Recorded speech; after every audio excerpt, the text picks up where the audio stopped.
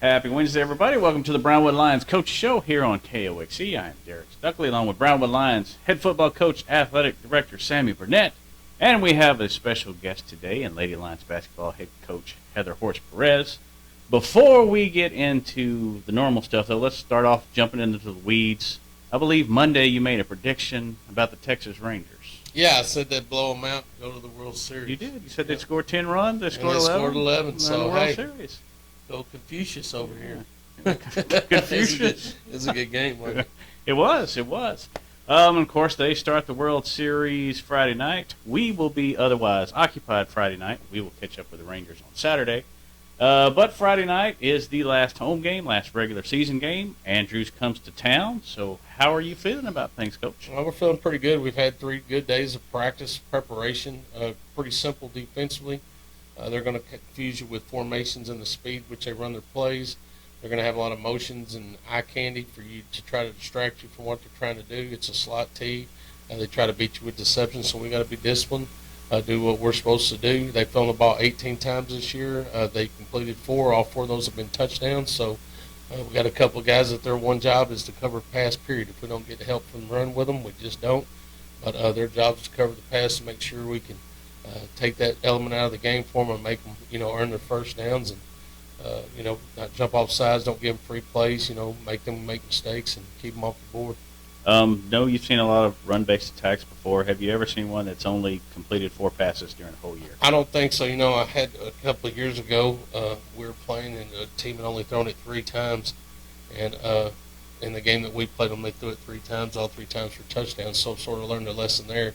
You got to just make sure you have a couple guys. That's their only responsibility, and that's Marcelo Hooker and Jordan Nickerson. Their job is to cover the pass. We got some outside backers, safeties that are rolled down, and if a guy crosses their face, they're to cover them. But we definitely want them to have to throw the football. But when they try to do that, we can't be deceived. You don't get lulled in on the run. Be disciplined with your eyes in the back end. Make sure you're covering your guys when you have to. They run similar type routes, so it shouldn't be difficult as long as we don't get confused and get lazy with our eye discipline. As far as their offense, you mentioned they run it all the time. Run defense has been the strength of the Lions this year. Just kind of talk about that matchup a little bit. Yeah, we got to win the battles up front. We got to be lower than they are. We got to control the line of scrimmage. We can't get up the field with our defensive line. We got to play down the line, close the gaps, and when they make cuts, be ready to fill your spot. Running up the field does us no good unless it's a pass. So control your gaps. Understand, formation. Get lined up quickly. Don't let them beat you off the football. Their defense has been known to give up some points. What do you want to see out of the offense Friday night? Again, we got to set the tone with the run game. They're probably going to. I'm assuming they're going to pack the box, play zero coverage like they've shown. They may play a little bit more cover 3, cover 4 stuff, like Estacada did to us. Estacada was playing a lot of man. Everybody to us, they played a lot more zone, which was enabled us to run the ball a little bit better. But if they're going to put 7 in the box, we got to be able to beat man coverage, but it leaves the field wide open. So we think we can take some vertical shots against them, get them out of the box. But yeah, we'll set up the pass with the run. Health-wise, how's everything looking? Well, right now we're pretty good. So we have 2 out for the season: Colton McMillan and Jaden Gordon. 1 knee, 1 shoulder. But other than that, we have a couple of broken fingers and things like that. But we're able to play, and we'll be in good shape. Now we talked about this a little Monday. District championship at stake in front of the home crowd. What would it mean to get that win Friday night? It would mean everything. Back-to-back district championships, something we've been working for 6 years. Consistency in the program from top to bottom. We're seeing that all the way from the junior high all the way through our sub-varsity into the high school. But to win at home and be able to lift that trophy at home would be really special for those seniors and for our community. So that's definitely our focus. Okay. Let's shift gears a little bit. Of course, this being the last home football game, and with all the bond stuff, what happened stadium-wise after Friday night? Well, sorry, just so you know, we're working, Mitch Moore and I are working to talk to the business people at El Paso, that first-round game. If we can encourage them to come to Brownwood and play a home game and us take care of some of their fees to do that would save us money for travel ourselves, for meals ourselves, for facility rental. So that's an option we're trying to see if we convince them to do, give them a package that will save them money, but yet save us money as well. We get 100% of the ticket sales at the game. Maybe allow them to do some things with their fans. They won't travel a bunch, but maybe have that opportunity to play another home game. So that's definitely something we're going to look into on Monday. Okay. If that doesn't work, we'll have to travel. I think I lost the question you asked me, but what was it? Stadium-wise, what happens? Yes. Sorry, I got lost there, Heather. Stadium-wise, what our projection is right now, we're looking to tennis courts should be completed by January, which I'm excited about. They're already started to work on that. That's going to be a beautiful facility. Then we'll go into in February. Hopefully, we're kicking off breaking ground for our indoor, and then in March is our plans to start working on Gordonwood Stadium, and that'll be phased in where we'll do lights and track and surface first, go to the press box after that, and then work on our locker rooms and concession stands in that phase later on. But it'll start with the surface, so that we'll have the lighting and the surface and the track for the following year, and then go into the press box. So I don't know exactly the plan, but I do know we should break ground in February on the indoor, and in somewhere around the end of March on the stadium. Okay. Another kind of off-topic thing, but I know it's Snapshot Day this week. Just your thoughts about that. It's going to be interesting to see. There's a lot of people I've talked to said Estacada's one that said they think they'll go to 4A Division II. Waco La Vega thinks they're going to drop to 4A Division II. So it depends on what the number's going to be, whether they move the bottom number down, move it up, whether they take the top number and drop it back down again. It just depends on how they need to coordinate the numbers of teams in each classification. We're always right in the middle. We're about 940 right now, guessing, give or take 10 or 15, top or bottom, but we're steady right in the middle of 4A Division I, so we won't move. We'll get those numbers. By December, we should get what classification we're going to be in, so we can continue to work on our schedules, whether you're 4A Division I, 4A Division II, and then it's really a toss-up on.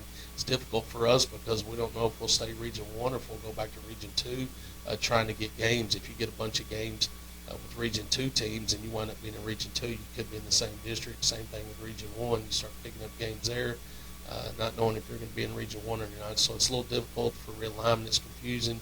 But at least we have an idea what classification we'll be in. 4 Division 1, 4 Division 2. We're going to be 4 Division 1, but who else is moving? And then you'll try to figure out which way you're going to go. So it's always a guessing game. And then February the 3rd, realignment will be let loose, and then it'll be a mad dash that day to try to get your schedule. So no hunch or gut feeling on Region 1 or Region 2? I don't know. I mean, our hunch is we'll stay Region 1 because you got movement with Wichita Falls taking 2 schools out of 4A, moving them to 5A. They're going to be all 5A. I'm assuming that Canyon West Plains will move up to 4A Division I. That's just a guess. So there could be some movement, losing teams in Region 1, maybe pull Stephenville to Region 1. That would be my next guess. Or they would pull someone like Lake Worth back to Region 1. So I don't know how, it's a guessing game for sure. But you need to know the numbers and where people are going to fall, who's moving up from 4 Division 2 to 4 Division 1, and who's moving to 4 Division 1 down to 4 Division 2. So it's a toss-up, so it's just all guessing because when UL comes out with it on the 3rd, it usually surprises a lot of people. Okay.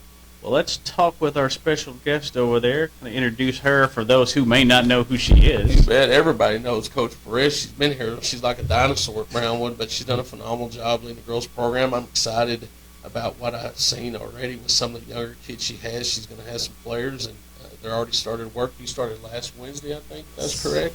And she's got a scrimmage on Saturday against San Angelo, but I'll let her fill you on that. But our head girls basketball coach and girls coordinator, Heather Perez. Welcome back, Coach. It's been a while. It has. Well, first of all, let's start your 15th season here. So talk about that a little bit. Well, it's been a blessing.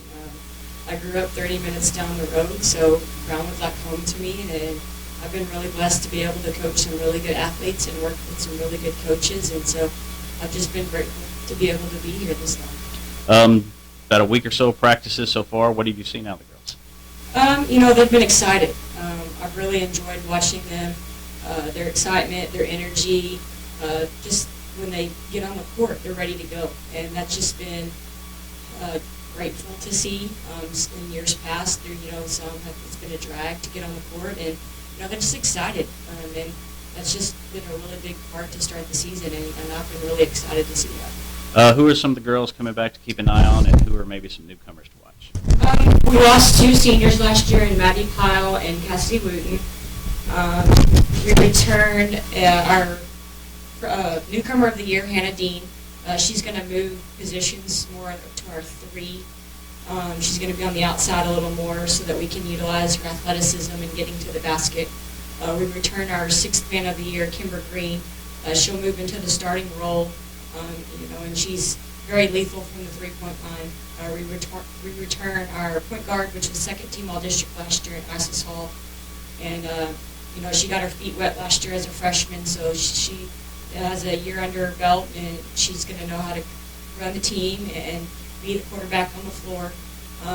Sydney Wyndham is another returner that we'll have.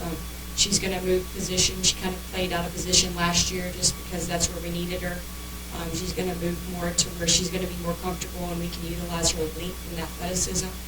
And so then we have a freshman that probably will help us out a lot in Trinity Roberts. And she's just very knowledgeable in the game. She plays a ton over the summer. She's in the gym all the time. And I'm just really excited to see what she will be able to do for us on the court. Biggest strengths for this group, and what do y'all need to work on the most? I think as right now that they're a team, and they all have the same goal, and they want to go out and compete. And so that's been exciting to see, and I hope that continues.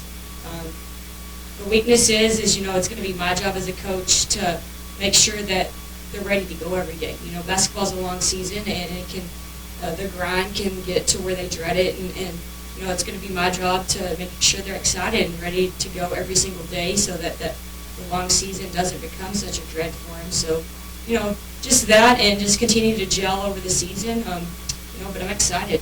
Early part of the year, what do you want to see? Just people stepping up in positions, finding our consistent scoring, being able to defend not only in our matchup zone, but man-to-man, and throwing some press in there. But just getting out on the court and compete to the highest level, and just winning some ball games before district starts. And I know before y'all get to district, you have the Holiday Classic this year, a little different format this year. Yeah, so we're going to have 2 divisions for the girls. We'll have a large school and a small school this year, so this is going to be the biggest field we've had so far. We've already filled about 5 hotels, so it's going to be exciting, and a big shout out to Texas Bank for being our top sponsor once again.